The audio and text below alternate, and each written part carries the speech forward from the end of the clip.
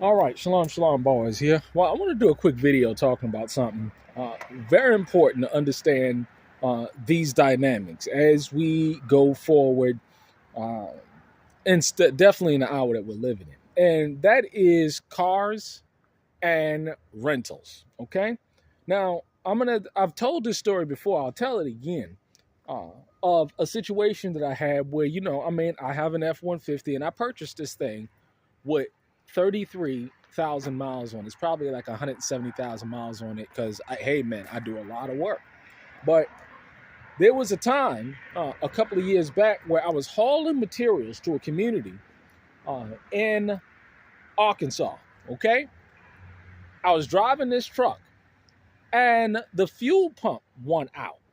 The fuel pump went out. Now, this was during COVID. The fuel pump went out. So I was loaded down with a whole bunch of material. In addition to being loaded down with a whole bunch of material, um, I was going to the location, uh, and it broke down. And so, of course, what did I have to do? I had to get a tow truck. I broke down in like Sykeston, Missouri. So I had to get a tow truck. I had to haul the material that's different from on my 16-foot trailer. I had to stay in a hotel. I had to get a local mechanic shop to take my truck to put a new fuel pump in. And I had to stay, I had to eat. And that just totally destroyed my whole trip. You know how much that fiasco cost me? $2,500. Cash, $2,500. And that taught me a valuable lesson. Number one, making sure that your vehicle is in good working order, which it was. I mean, the fuel pump going. How do you know if a fuel pump is going to go? It's just a part of the truck overall. I get my oil changes done. I'll get my my tires done. I get all of that stuff done. I maintain my truck to the best of my ability. I don't make sure that I make sure that everything is done on the truck that it needs to be, so that it'll operate in an efficient and in an effective manner. Okay. I also have another. I have a minivan as well. This is not the minivan that I have, but I have a minivan as well. And what my rule of thumb is now is that if I'm driving over 2.5, 3 hours, what I'll do is I'll just go ahead and I'll just rent. Okay? I'll rent the vehicle that we need. So if I need to haul something, I'll just go ahead and I will rent a U-Haul, or if we need to go and just do a quick trip, I'll go ahead and rent an economy size car. You see, that car I just now rented just for the day. Okay, I had to go to St. Louis right quick to handle some personal business. So we had to drive there, do what we had to do, and come back. Right. So, but I don't want to put those miles on my truck, nor do I want to put it on my minivan, because we use that just for local comings and goings. Because when you move out into the country, the majority of your comings and goings are going to be within an hour, hour and a half tops. Okay? Hour and a half tops. But sometimes you're going to need to go further for whatever reason that you're going to need to do. Will I get in my van and goes? Sometimes I got to haul something. Yeah, sure. But that's why you have to make sure that you have an emergency fund.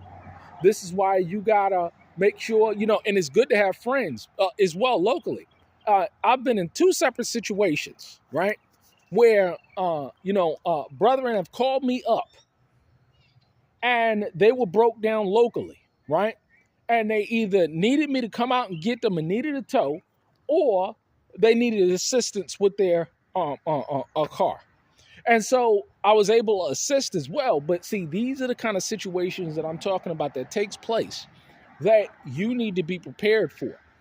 Whether it's, having and building relationships locally, because I could be friends with somebody, but hey, if they are 500, 300 miles away, or 3 or 4 hours away, there's really no assistance to me if I'm broke down on the side of the road and I need somebody to come and get me and my family. You see what I'm saying? This is why I say all it and over and over again. The most important relationships that you are going to build right now is going to be those local relationships. Make sure you're building those local relationships. Those local relationships are more important than any relationship that's 3, 4, 5 hours away. That's just a fact. That's just a fact. When shit hit the fan, guess who's going to be the most important relationships that you're ever going to have? Those local relationships. So going back to the truck. So what I do is we go ahead and we just rent, okay? Because I can put those miles on the rental. The rental, $100 or whatever, or so. What if I break down? It's going to cost me hundreds, if not thousands of dollars. So it's all about mitigating the losses, right? So I can go ahead, rent the car, drop the car off, pick my other car back up, go on about my way. Now the idea is that, you're saying, you're gonna have to have a credit card, or if we use debit card, they put a $300 hold to cover for the liability or whatever of the truck or the car, just in case something happens. And this is why it's so important to have good insurance. I keep full insurance on cars that are even fully paid for. I keep full insurance on those cars. Not only full insurance, we got like $500,000 in liability, $500,000 in meta. I do as much coverage as I can. And because we have a relatively safe driving record, I think our insurance premiums for all of that for 2 cars is like $200 a month. That's just a fact. So you see, you have to go about doing these things and thinking strategically, because what if you break down? If you're driving 2-3 hours or 3-4 hours and you're in a car that breaks down, now you're stuck. Now you're in the situation, and now you got to depend, on the benevolence of others. And they may not be people that, you are necessarily close with. You see what I'm saying? These things happen all the time, because as the economy continues to collapse, as things continue to get more difficult, these are the kind of things that are becoming pain points in people's lives. Car insurance, maintaining a vehicle, these things break down. These things break down, and they need to be maintained. And even with a great maintenance plan like myself, the fuel pump went out. The alternator will go out. And you don't know when that shit is going to take place. A fuel line may get broken. Anything may take place.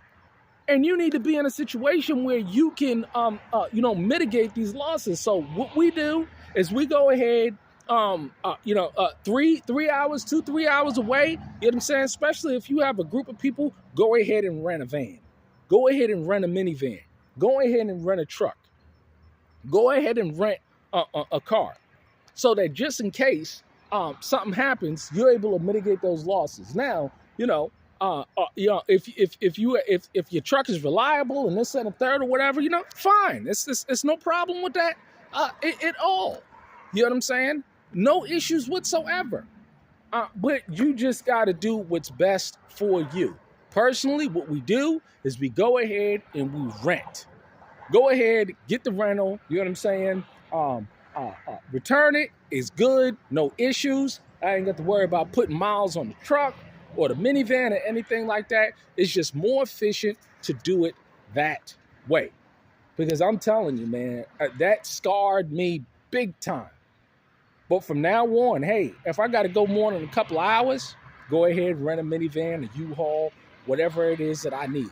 So I can, it's a zero liability from that perspective.